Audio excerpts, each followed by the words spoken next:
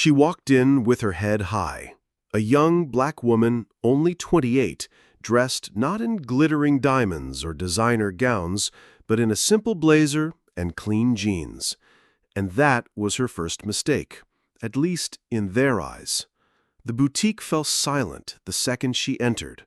The store, a high-end European luxury brand nestled in the heart of the city's most expensive mall, wasn't used to customers who looked like her.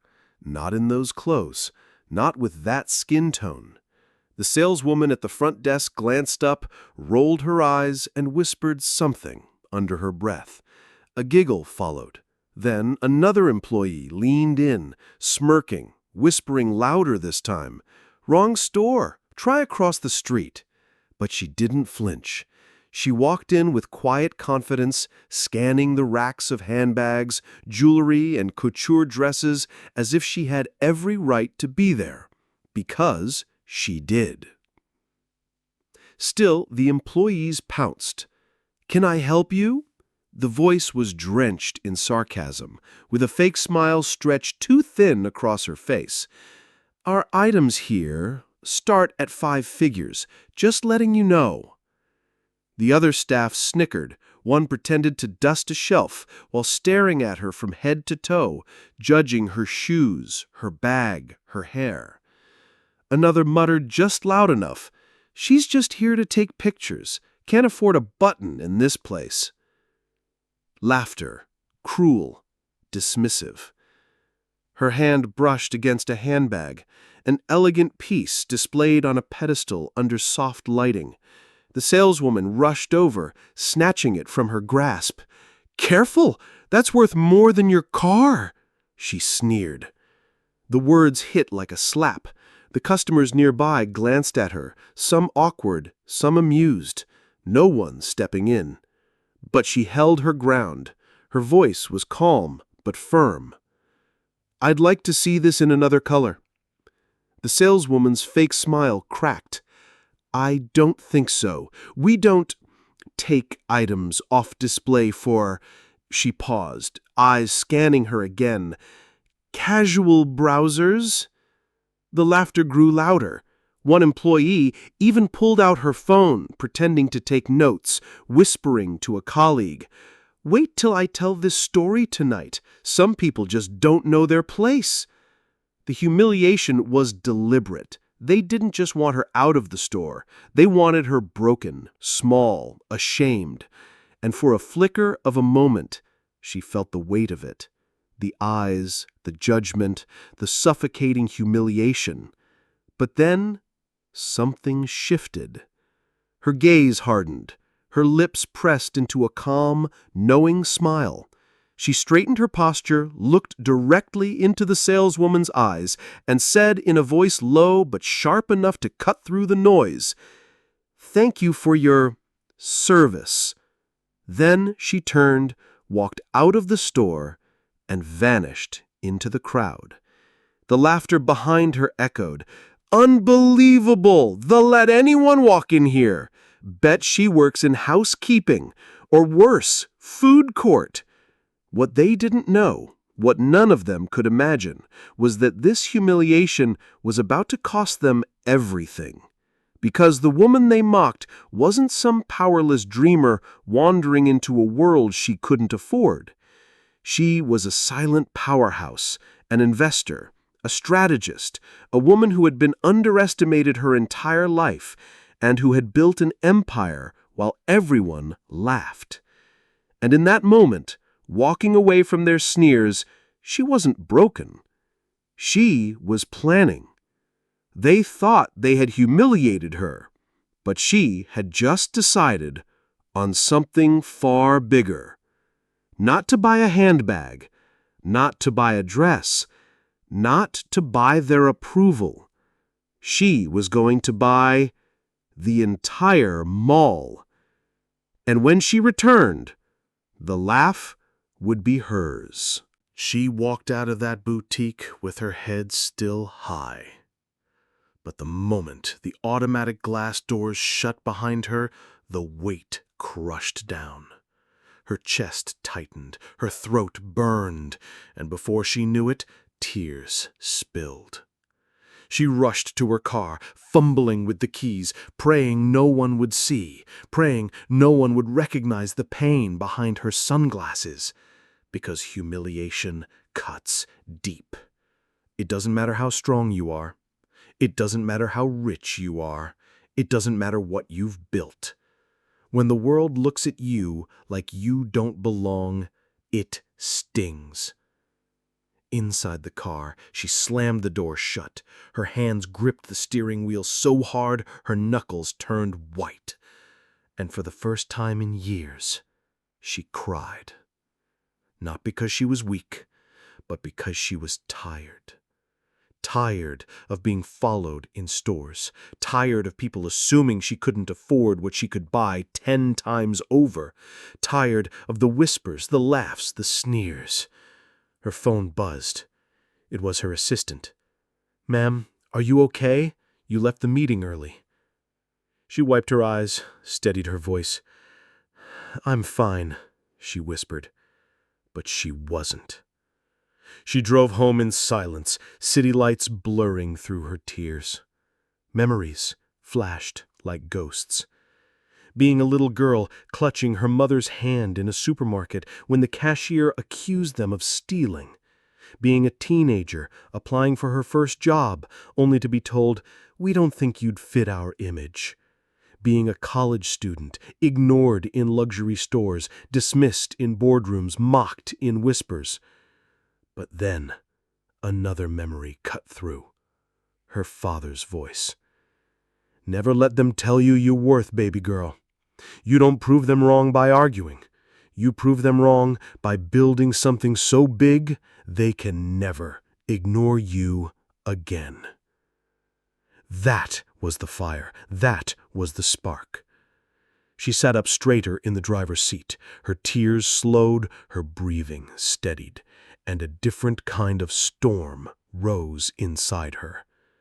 This wasn't just about a handbag. This wasn't about a store. This wasn't even about those laughing employees. This was about something bigger. This was about a system that thrived on making people like her feel small. And tonight, she wasn't going to let it win. At home, she walked into her study. The walls lined with shelves of books, the desk stacked with contracts, a giant screen glowing with financial dashboards. She wasn't just some ordinary shopper.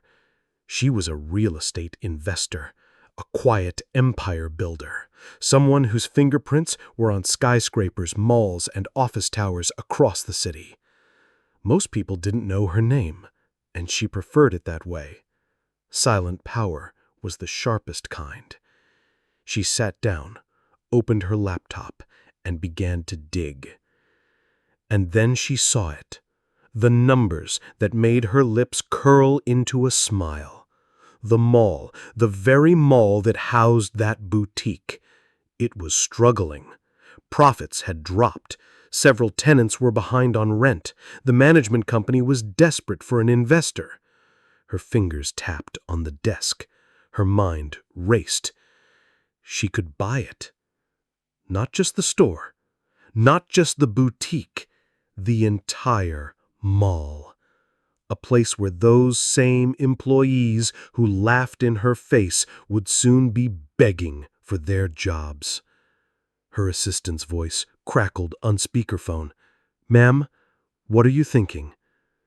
She leaned back in her chair, her voice calm, cold, deliberate. "I'm thinking it's time to go shopping. Not for clothes, for real estate."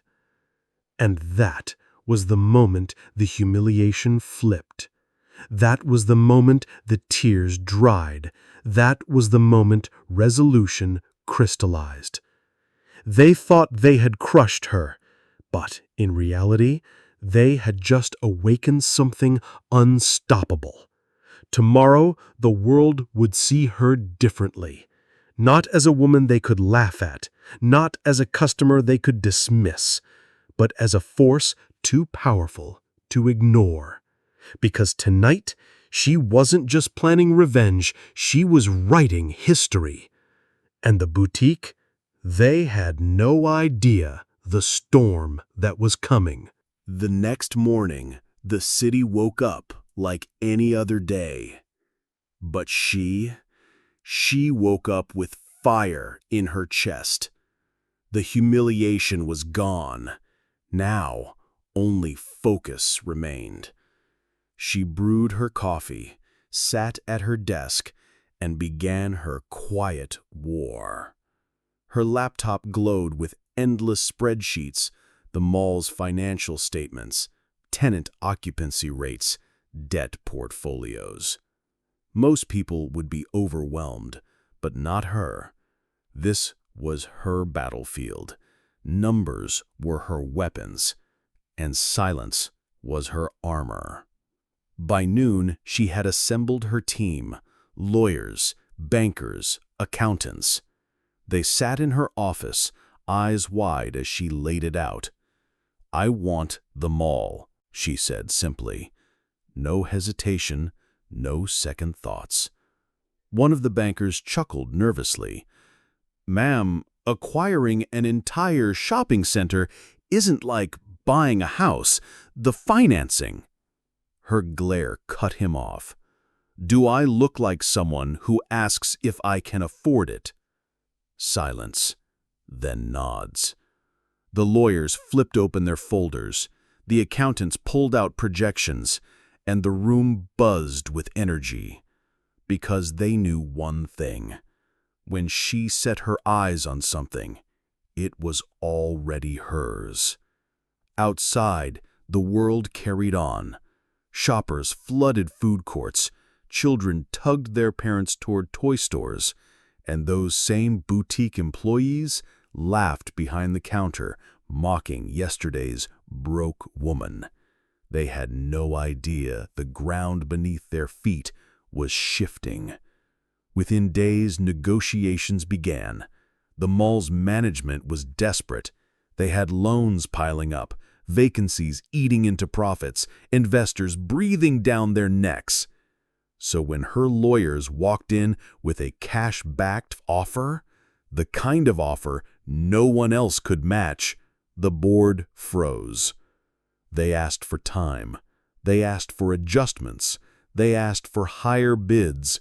But every time, her team calmly slid the same offer across the table. All cash, immediate closing, no conditions. It was a checkmate move, and they knew it. Behind closed doors, executives argued. "What do we do? We need this deal." "But who is she? Why haven't we heard of her before?" "Does it matter? She has the money. Sign it." Meanwhile, she sat in her office, sipping tea, her phone lighting up with progress updates. Every call brought her closer. Every document signed pulled the rug further from under their feet. And the best part? No one in that boutique knew it. They still stood behind their glass counters, judging customers by their clothes. They still smiled at rich white shoppers while rolling their eyes at everyone else. They had no idea that their boss's boss's boss was now her. Late one night, as she reviewed the final draft of the contract, her assistant hesitated at the door. "Ma'am, may I ask something?" She looked up. "Go ahead." "Why this mall? Why not just walk away? You have bigger properties, bigger deals." Her eyes narrowed. Her voice turned cold but steady. "Because some battles you don't walk away from. Some battles you finish."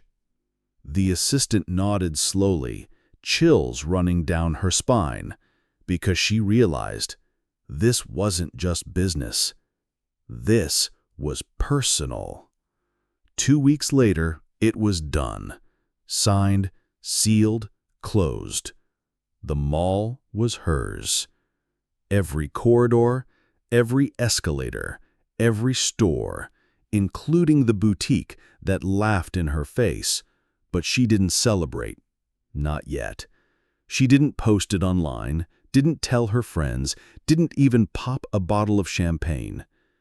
Because her victory wasn't in buying it, her victory would come the day she walked back inside. The day they realized the woman they mocked now signed their paychecks. And that day was coming very soon. She leaned back in her chair, the signed papers on her desk. A slow smile spread across her face. They wanted her gone. They wanted her humiliated. Instead, she now owned their world. The ink had dried. The deal was done. And overnight, she owned it all. The mall, the contracts, the leases, the power. But here's the twist. No one inside knew it. The food court kept serving burgers, the jewelry counters kept shining diamonds, and that luxury boutique, they still laughed at customers who didn't look rich enough. Her lawyers wanted to announce it. The newspapers were ready for a press release, but she stopped them.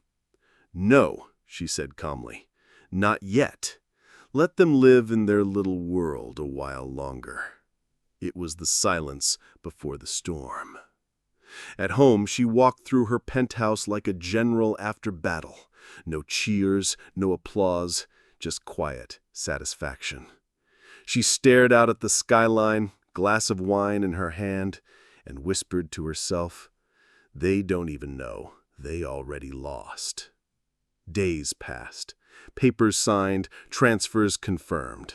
Her name was on every deed, her signature on every lease. But the boutique still treated her like yesterday's joke. One evening, her closest friend visited. When she heard the story, her jaw dropped. "You bought the entire mall?" "Yes." "And you haven't told them? Why wait?" She smiled. "Because revenge tastes better when they serve it to themselves. Right now, they still think I'm no one, still mocking me, still showing their true colors. The longer I wait, the deeper the cut will be." Her friend shook her head, half shocked, half impressed. "You're dangerous." She laughed softly. "No, I'm patient." Meanwhile, mall management scrambled. Executives held emergency meetings. The new owner wanted complete discretion, for now. So they played along, pretending nothing had changed. And every night she studied. Not fashion, not jewelry, but people. She had surveillance reports, employee files, customer service complaints. She knew which clerk sneered the loudest, which manager rolled their eyes, and which executive quietly protected racist behavior. It wasn't just about the boutique anymore. It was about the system they thrived in. And one by one, she marked names in red. Decisions would be made. Careers ended. But not today. For now, she let them play. One afternoon, she visited the mall unnoticed. No designer dress, no glam makeup, just simple jeans, a plain shirt, and sunglasses. She strolled past the food court, past the escalators, and there it was, the boutique. Inside, the same clerks whispered and giggled. The same manager gave her a look from head to toe, and once again, they ignored her. She smiled under her sunglasses, because in her purse sat the papers, the ownership deed, proof she could shut them down with a single signature. But she didn't pull it out. Not yet. Instead, she turned and walked away, the staff laughing behind her back, and with every laugh, their fate was sealed tighter. Back in her office, she planned the reveal, the timing, the words, the look on their faces. Because this wasn't just business anymore. This was theater, and she was writing the final act. The mall was hers. The stage was set. the audience clueless, and soon the curtain would rise. The day had come. The stage was set, and she was ready. No more hiding, no more waiting, no more silence. That morning, she dressed with intent.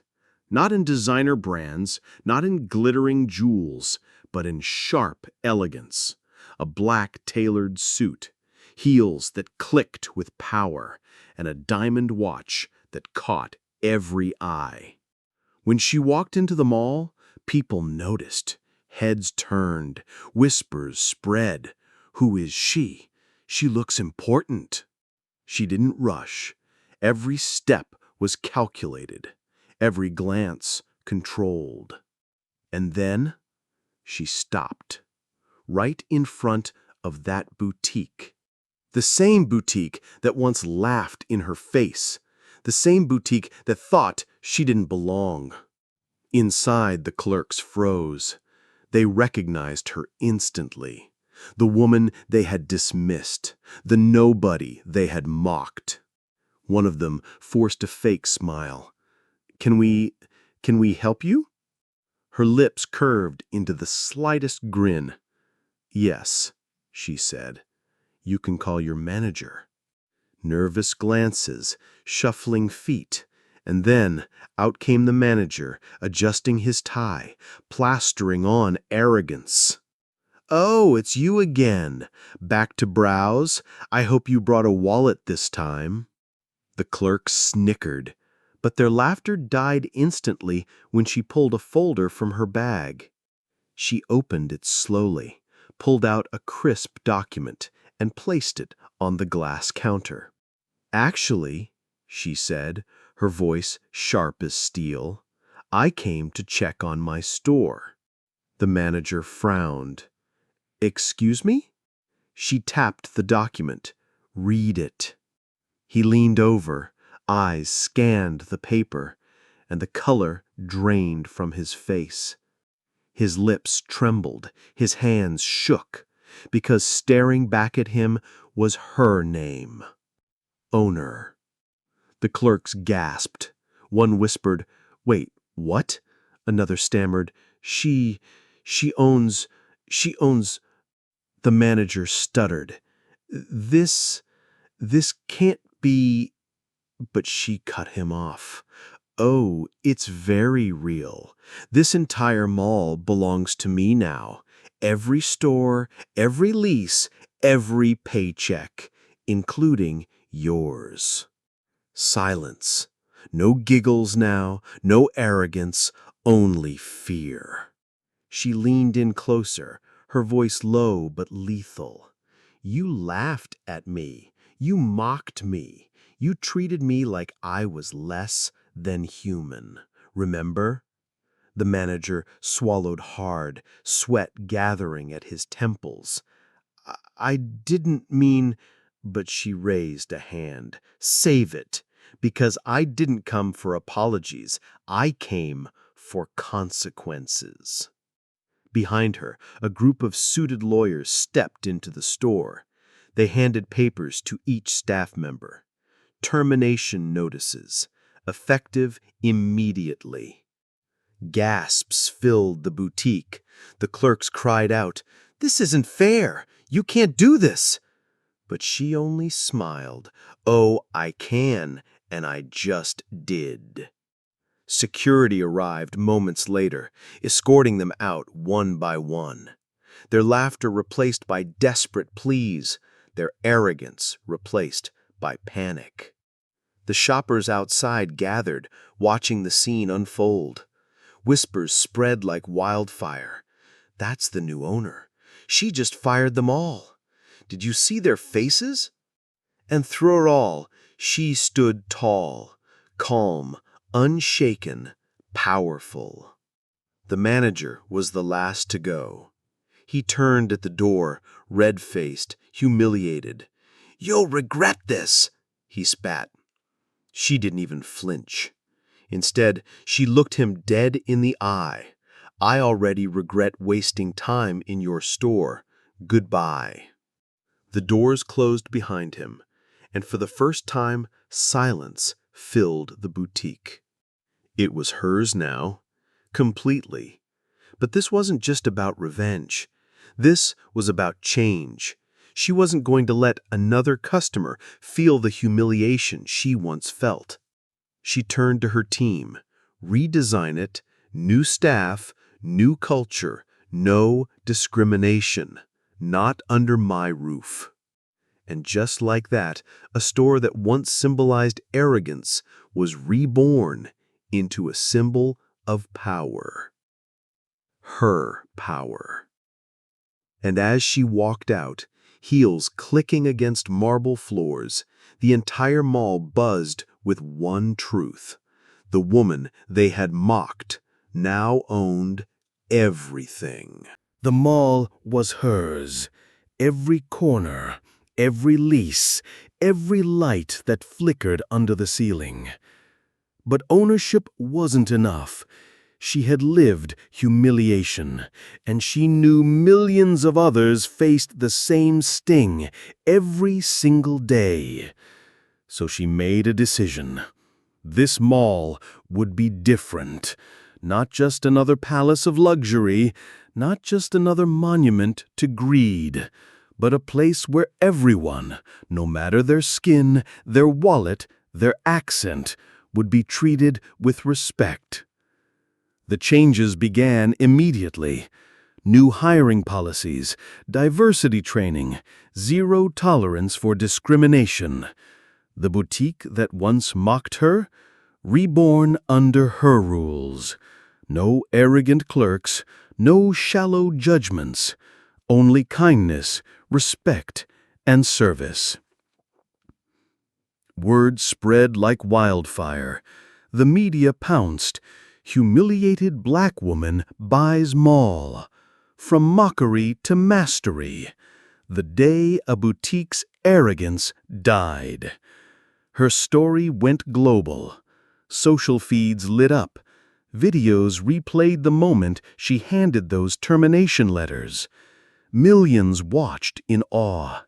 Millions cheered her name. But when reporters asked her, "Was this revenge?"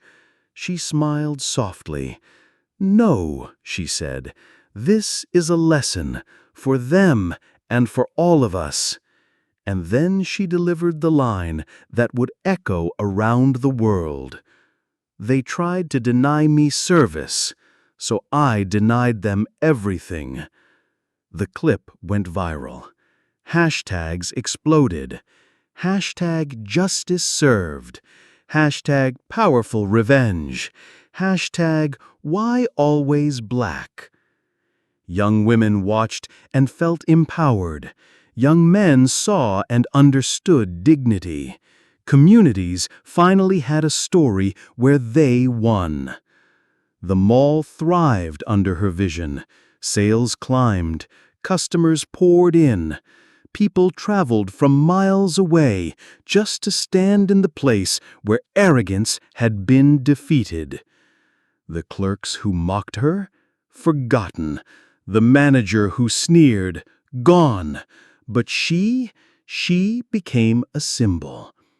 Not just of wealth, not just of success, but of resilience, of justice, of power. And as she stood on the balcony of her mall, looking down at the buzzing crowd below, she whispered to herself, "They thought I was nothing, but now I am everything they feared." The screen fades to black. The narrator's voice lingers like a chill. Remember this. Never laugh at someone's struggle, because tomorrow their victory might own your world.